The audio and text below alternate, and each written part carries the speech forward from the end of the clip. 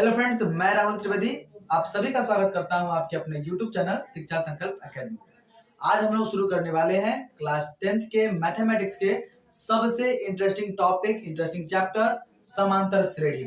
ये ऐसा चैप्टर है जो सारे बच्चे बहुत पसंद करते हैं, इसका इंतजार करते हैं। ठीक है, और उम्मीद करता हूं कि आप लोग भी कर रहे होंगे। और ये जो ऐसा सब्जेक्ट चैप्टर है जो बनाने में काफी आसान होता है और इसमें मात्र 2 फॉर्मूला के उपयोग से हम लोग इसमें के सारे क्वेश्चन को सॉल्व कर लेते हैं। ठीक है, तो आज हम लोग समांतर श्रेणी के बारे में बहुत ही इंटरेस्टिंग बातों को जानेंगे और इसको हल करने के बहुत ही आसान ट्रिक्स को जानेंगे जो हमारे बोर्ड एग्जामिनेशन में हेल्पफुल होंगे। तो चलिए वीडियो को स्टार्ट करते हैं।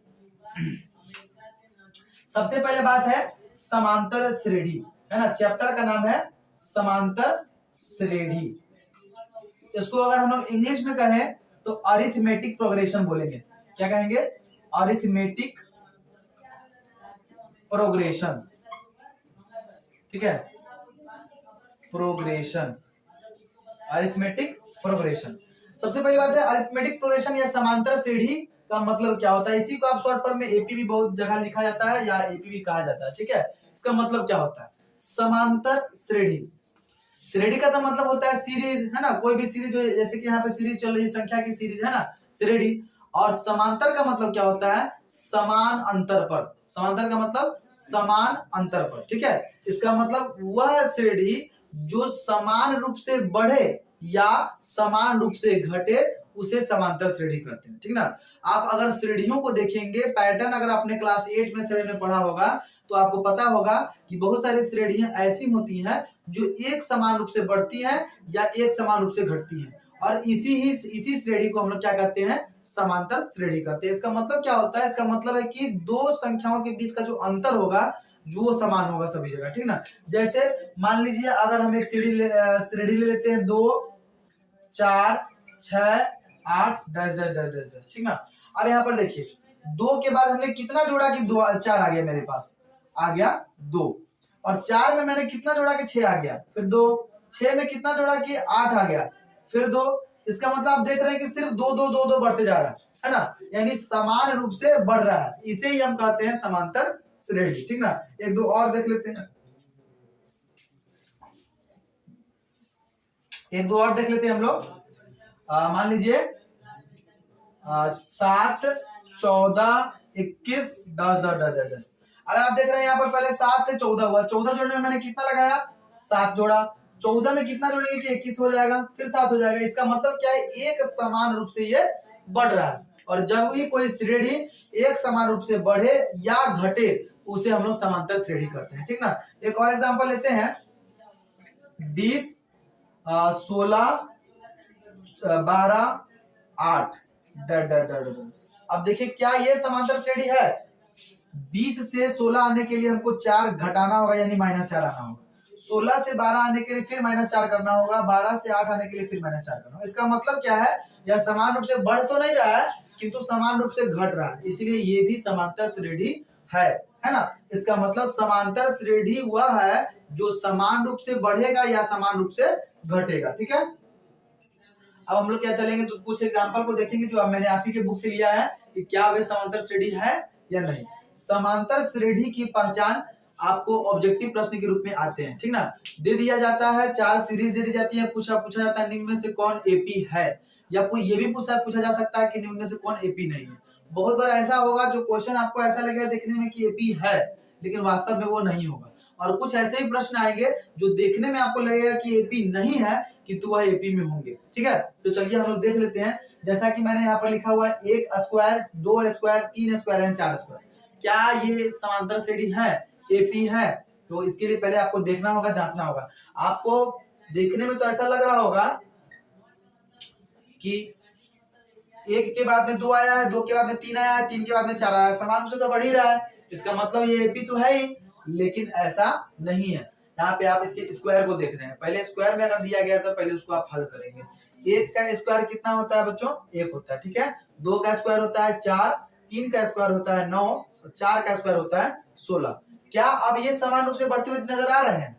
1 से 4 पहुंचने के लिए आपको चाहिए 3, 4 से 9 पहुंचने के लिए चाहिए 5, और 9 से 16 पहुंचने के लिए चाहिए 7। इसका मतलब जो है पहले 3 5 7 इसका जो अंतर है वह समान नहीं है, इसीलिए ये समांतर श्रेणी नहीं है, इसीलिए ये समांतर श्रेणी नहीं है। ठीक है, हम लोग इसी तरह दूसरा एग्जांपल देखेंगे। 2 4 6 8 डॉट डॉट डॉट। अगर आप देखें तो 2 से 4 पहुंचने के लिए हमको 2 चाहिए, उसी तरह 4 से 6 पहुंचने के लिए भी 2 चाहिए, और 6 से 8 पहुंचने के लिए भी 2 चाहिए। इसका मतलब इसमें जो अंतर है वह समान है, अंतर समान है, इसका मतलब समांतर श्रेणी है। ठीक है, इसके बाद का एग्जांपल हम लोग देखें 2 4 8 16। ठीक है, मैं इसको साफ कर लेता हूं। आपको यही चेक करना है कि ये समान रूप से बढ़ रहा है या नहीं बढ़ रहा। अगर समान रूप से बढ़े या घटे तो समांतर श्रेणी होगी, और नहीं तो नहीं होगी। ठीक है, अब तीसरा हम लोग एग्जांपल देख लेते हैं। 2 4 8 16। ठीक है, अगर आप देखें ऐसे तो देखने से लग रहा है कि नहीं समान रूप से बढ़ रहा है, 2 4 8 16, 2 दूना 4 4 दूना 8 8 दूना 16, लेकिन नहीं, इसमें भी डिफरेंस देखिए।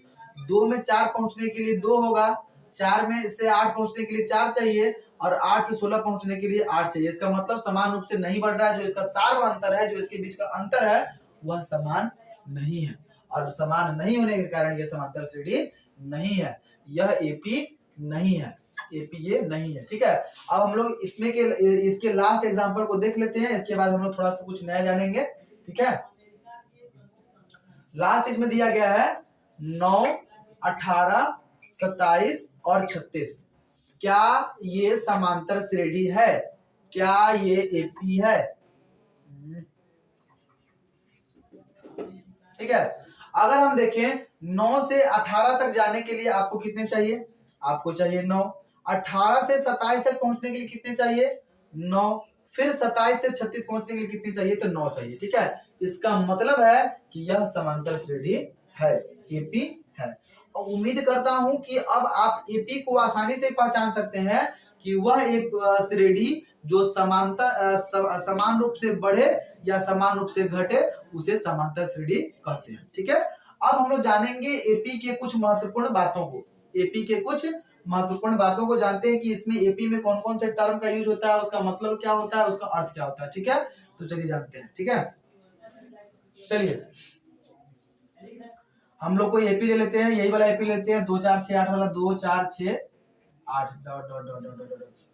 ठीक है, अगर मान लीजिए दिया रहेगा, उतना भी दिया रहेगा, लंबा ऐसा ही दिया रहेगा, ठीक ना, और बोला जाए तब इसमें हम लोग क्या क्या चीज जानना है, तो पहले जान लीजिएगा। इसमें जो सबसे पहला टर्म है, जो पहली संख्या है, उसे हम लोग जानते हैं प्रथम पद के नाम से। किस नाम जानते हैं? प्रथम पद। ठीक है ना, किस नाम से जानते हैं आप लोग? प्रथम पद। एपी के पहली संख्या को, यानी समांतर श्रेणी के प्रथम अक्षर या प्रथम संख्या को प्रथम पद कहते हैं। इसे ए से सूचित किया जाता है। किस चीज से सूचित किया जाता है? ए से। गणित में हर चीज को चिन्ह एवं संकेत से सूचित किया जाता है, ताकि कम समय में ज्यादा काम किया जा सके। जैसे चूंकि को इस रूप में, इसलिए को इस रूप में, और भी बहुत सारे चिन्ह है, ये से बड़ा से छोटा के बराबर है ना। गणित में चिन्ह का प्रयोग बहुत ज्यादा होता है, ताकि समय को बचाया जा सके। ठीक ना, तो प्रथम पद को किस चिन्ह से निरूपित किया जाता है? तो ए के रूप में। प्रथम पद को ए के रूप में। दूसरा नंबर जो महत्वपूर्ण बात है वह है सार्व अंतर। क्या है? सार्व अंतर। क्या है? सार्व अंतर। सार्व अंतर को सूचित किया जाता है डी के रूप में। किस रूप में? डी रूप में। प्रथम पद को ए के रूप में और सार्व अंतर को डी के रूप में। प्रथम पद को ए के रूप में, सार्व अंतर को डी के रूप में। एक बात और है, इसमें एक चीज और महत्वपूर्ण है कि बताइए इसमें कितने पद है, यह कितने पदों की श्रेणी है। जैसे मैंने यहाँ पे बताया ना, तभी 1 2 3 4 पद दिए गए हैं, और डॉट डॉट का मतलब भी बहुत सारे पद है इसमें, है ना, लुप्त है, दिखाई नहीं दे रहे हैं, छुपे हुए हैं। तो उसी तरह पदों की संख्या भी निकालने के लिए दिया जाता है, जो हम लोग आगे वाली वीडियोस में सीखेंगे। पहले आप इतना जान लीजिए कि प्रथम पद को ए के रूप में निरूपित किया जाता है, सार्व अंतर को डी के रूप में निरूपित किया जाता है, और पदों की संख्या को, किस चीज को? पदों की संख्या को n से निरूपित किया जाता है। क्या चीज से? n से। ए आपका हो गया प्रथम पद, डी आपका हो गया सार्व अंतर, पदों की संख्या हो गई n। और एक चीज है अंतिम पद, है ना, जहां पर श्रेणी जाकर रुक गई, उसको हम क्या कहेंगे? अंतिम पद। अगर आप बीटीसी बुक बनाते हैं, यानी बिहार टेक्स्ट पब्लिक, जो बिहार बोर्ड की तरफ से, जो बिहार सरकार की तरफ से जो बुक पब्लिश होती है, उसको अगर आप बना रहे हैं, तो उसमें अंतिम पद को an के रूप में निरूपित किया गया है। किंतु यदि आप भारतीय भवन से क्वेश्चन को सॉल्व करते हैं, तो वहां पर इसको Tn के रूप में निरूपित किया गया है। दोनों में से घबराने की जरूरत बिल्कुल नहीं है, क्योंकि दोनों का मतलब बराबर होता है। An हो या Tn हो, An या Tn दोनों का अर्थ मतलब सेम है, अंतिम पद। ठीक है, अंतिम पद को आप An भी लिख सकते हैं या Tn भी लिख सकते हैं। और एक चीज होता है पदों का योग, पदों का योग, पदों का योग, यानी कि इसको हम लोग बोलते हैं Sn। क्या बोलते हैं? Sn। इसमें क्या क्या हमने जान लिया अभी? प्रथम पद का मतलब A, सार्व अंतर का मतलब D, पदों की संख्या का मतलब n, अंतिम पद का मतलब An या Tn, पदों का योग मतलब Sn। अब इस पाठ में लगने वाले दो महत्वपूर्ण फॉर्मूला, इन्हीं दो फॉर्मूला से आपका पूरा चैप्टर कंप्लीट हो जाएगा। उस चैप्टर से आने वाले सारे प्रश्न लगभग बोर्ड एग्जामिनेशन में आने वाले 12 अंक आपके फिक्स हो जाएंगे। ठीक है, समांतर श्रेणी अकेला बोर्ड एग्जामिनेशन में 100 में से 12 अंक को कवर करता है। तो अगर आप चाहते हैं कि अगर आपका एक भी नंबर इधर से उधर न जाए तो समांतर श्रेणी को अच्छे ढंग से कवर कीजिए। ठीक है, क्योंकि ये कम समय में आपको पूरे अंक दिला सकता है। ठीक है, 12 अंकों का होता है, उसमें अब लगने वाले जो दो महत्वपूर्ण फॉर्मूला मात्र दो है ही। ठीक है, इसमें लगने वाले मात्र दो फॉर्मूला होते हैं, एक होता है An या इसी को हम लोग Tn के नाम से भी जानते हैं, और दूसरा फॉर्मूला होता है Sn। ठीक है, यही दो फॉर्मूला होता है, इसी में उलट पलट कर जो भी सवाल बनते हैं तो बनते हैं, बाकी सवाल कहीं से नहीं आते हैं, सारे यहीं से आते हैं। An का फॉर्मूला होता है A plus n minus 1 into D. एक बार और रिपीट करेंगे, A plus n minus 1 into D, A plus n minus 1 into D. और Sn का फॉर्मूला क्या होता है? Sn का फॉर्मूला होता है n/2 into 2a plus n minus 1 into D. ठीक है, Sn का फॉर्मूला होता है n/2 into 2a plus n minus 1 into D. ठीक है, तो यही दो फॉर्मूला है जो आपको इस पूरे चैप्टर में देखने को मिलेंगे। आज हमने क्या क्या जाना? आज हमने समांतर श्रेणी कहते किसको है इसके बारे में जाना, समांतर श्रेणी को पहचानना कैसे है इसके बारे में जाना, समांतर श्रेणी में इस्तेमाल होने वाले छोटी छोटी बातें जो बहुत सबसे ज्यादा महत्वपूर्ण है, जैसे प्रथम पद, सार्व अंतर, पदों की संख्या, अंतिम पद, पदों का योग, इसके बारे में जाना। और साथ ही इस पाठ के दो महत्वपूर्ण सूत्र जो इस पाठ की जान है, बिना इनके क्वेश्चन सॉल्व नहीं हो सकते हैं, उनको जाना, An और Tn या Sn के बारे में जाना। ठीक है, हमने इसी के बारे में आज जाना है। आज की वीडियो मैं यहीं पे कंप्लीट करना चाहूंगा, बिकॉज अगर मैं इसमें ज्यादा बताऊंगा तो वीडियो की लेंथ थोड़ी लंबी हो जाएगी। इसके बाद में हम लोग इससे रिलेटेड क्वेश्चन को कैसे करना है अगले वीडियो में जानेंगे। तब तक के लिए आप हमारी वीडियो का इंतजार करते रहिए। और अगर ये वीडियो आपके लिए हेल्पफुल रहा है, आपके बोर्ड एग्जामिनेशन के लिए थोड़ा सा हेल्पफुल रहा है, तो प्लीज हमारे वीडियो को लाइक कीजिए, अपने बोर्ड एस्पिरेंट दोस्तों को शेयर कीजिए, और चैनल पे पहली बार है तो सब्सक्राइब करना मत भूलिएगा। साथ ही साथ बेल आइकन को भी जरूर प्रेस कीजिएगा, ताकि हर रेगुलर अपडेट्स आप सबसे पहले आप तक पहुंच सके। तब तक के लिए धन्यवाद। जय हिंद, जय भारत।